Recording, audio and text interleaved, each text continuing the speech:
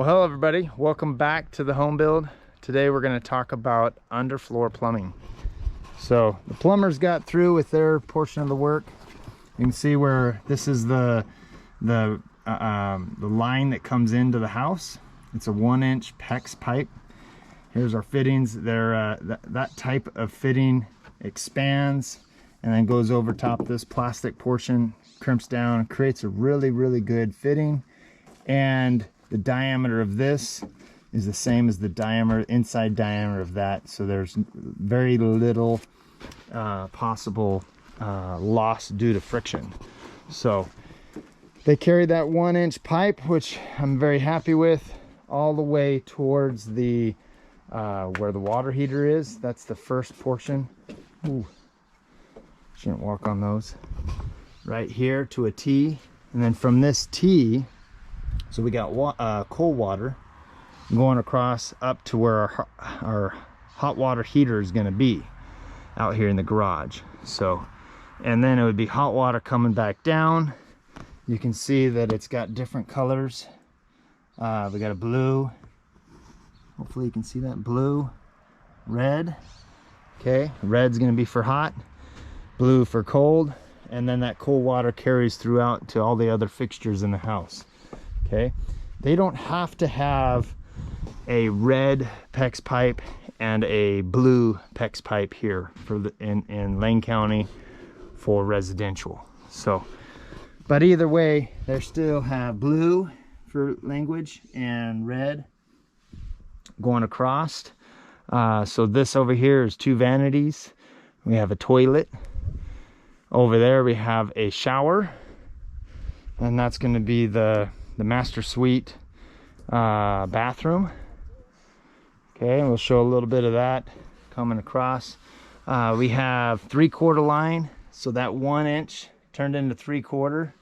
So a little bit about that is from the street, I brought in 1 inch all the way around up to that point there. So that gave me the most volume, which also gave me the best pressure. What I didn't want over that length of distance, I didn't want a loss in pressure. So we have an extreme amount of pressure up to that point right there. So then it drops into a 3/4 line to a 1/2 inch. Okay, and then which will still be plenty of adequate pressure. This type of PEX piping, you can see, is kind of got a little bit of a wave to it. That's a good thing. That allows for expansion, contraction, and that sort of thing. You don't want to be rigid from end to end, otherwise it could break the connections. So it's got to be well supported, okay, so that it's not moving the valves that are inside it, coming over to a cold water line to the toilet. We'll talk about the sewer line in a minute, but as well as over there. And then the directions of the T's, if you pay attention to how it goes, this is the main line going that direction. You want to be tying in this way, okay? So the main volume's heading throughout the rest of the house and tying over to here. If this was reversed, then you're decreasing the volume going to the rest of the house. So just something to consider. See how they're connected and supported to the joists. They're off the side here, allowing insulation to fully coat that. So any freeze and that sort of thing that happens inside the crawl space, these pipes are insulated all completely around. Helps keep these from sweating, creating rot and that sort of thing when they're insulated. If they're not insulated, they'll most likely sweat. Okay, so having it insulated, that's important. Insulation around, just like it did on the upward side of that, coming from the bottom up and into the insulation. There's also blocking in between that helps pull the plumbing off of the web of the TJI. That way that insulation can get around it nicely. So you can see here we come to another T. So the main volume of water and pressure is going that direction. The farther away they get from the main line, they start decreasing. That helps with the pressure, but at the same time, they don't need that whole 3/4 going all the way to the end. So from here, it's going to switch over towards the end of the line to 1/2 inch. Excuse me, this line right here is going to feed up to the 2nd floor. Okay, there's no sink over there, but there is up in the 2nd floor. So all about underfloor framing. That's where it continues up. It's 3/4 line. Okay, to maintain that pressure going up. Over here, it's 1/2 inch line going over there. So over here is our kitchen sink and that sort of thing. That's for the dishwasher.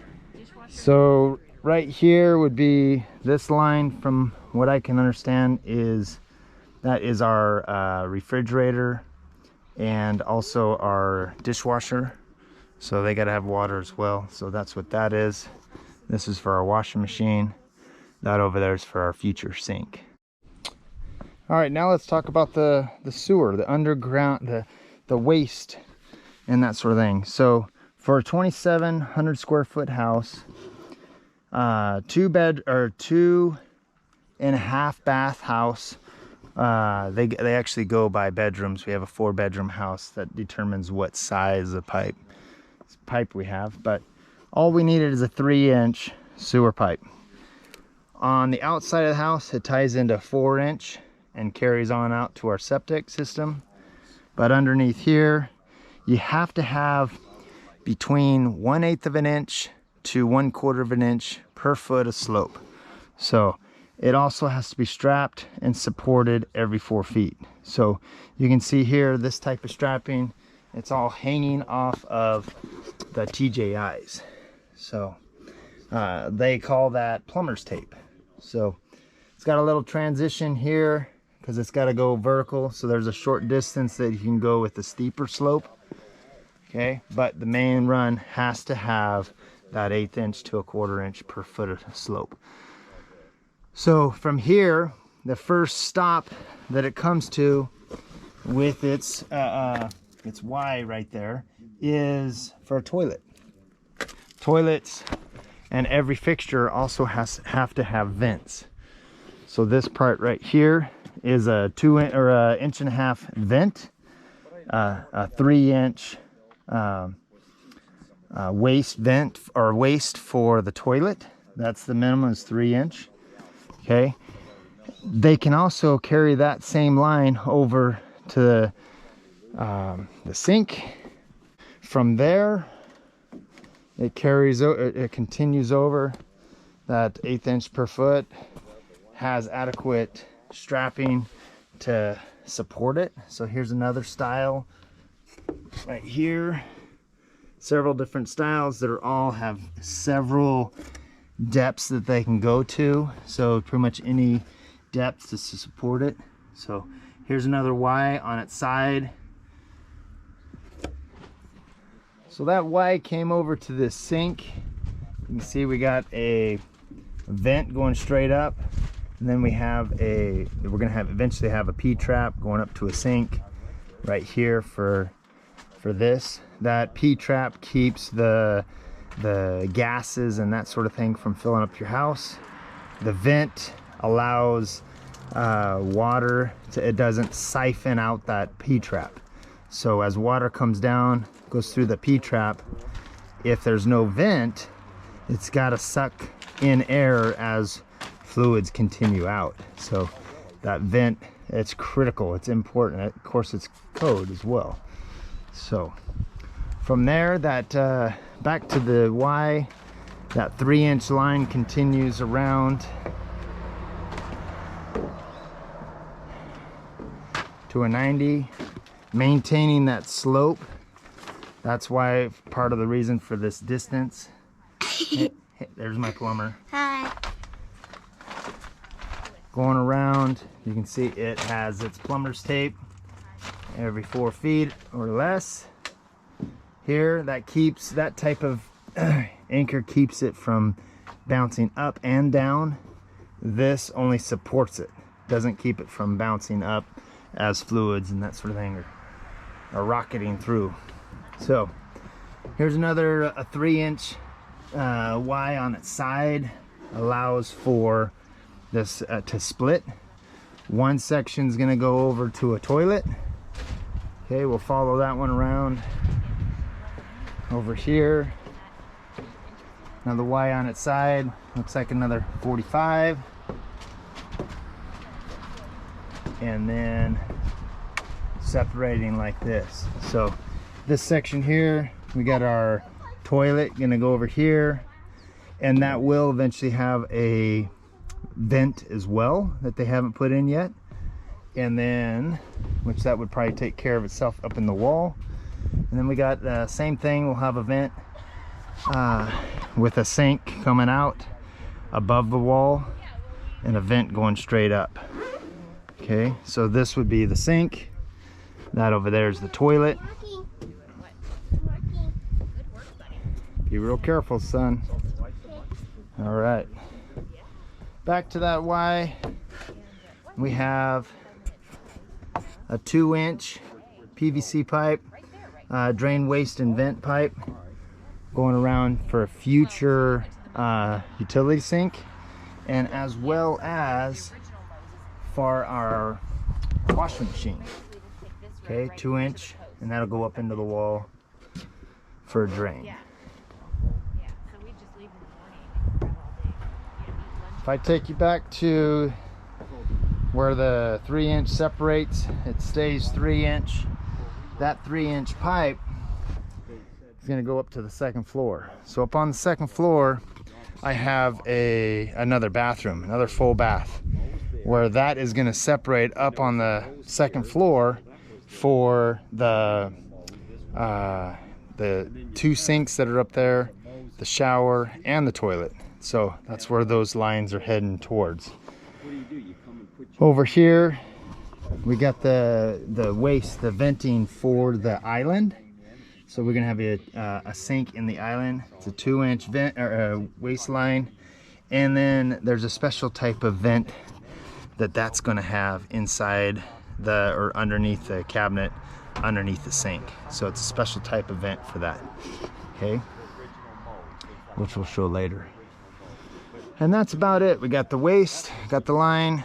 I'm trying to think of all the things that I want you to know, such as the diameters of pipes. That all is driven by the number of bedrooms. It's kind of a strange thing. You'd think it'd be the number of bathrooms, but it's not. That number of bedrooms is going to tell the inspector, the county, or the city how much uses that is going to have, and that's how it's determined. So that's the code, that's how it's written, that I interpret. So we got a 3-inch coming in, separating in certain sections to a 2-inch, venting 1.5 inches is all it needs. So, and that sort of thing. So hopefully you enjoyed this little section. Like I may have mentioned before, I am not a plumber, so these are things that I've interpreted by reading the code book and talking with other plumbers and that sort of thing. It's kind of what you're doing as a homeowner.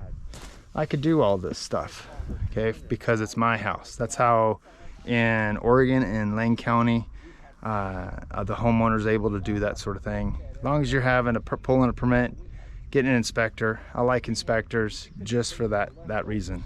I want that homeowner, if I was to buy a house, to do it right. So you're here, in my opinion, doing the right steps to figure out how to do something and how to do it right. So hopefully you enjoyed this section of the underfloor plumbing. From here, if we go vertical and take care of the other rooms and fixtures and that sort of thing. So I'll see you next time on the home build. If you like the videos that I make sure you press the subscribe button. If you're a YouTube member, hit the bell if you want to see any new videos that I make as I make them. These videos are going to be all about the different processes, different steps of building a house. So Thanks for watching. I'll see you next time on the home build.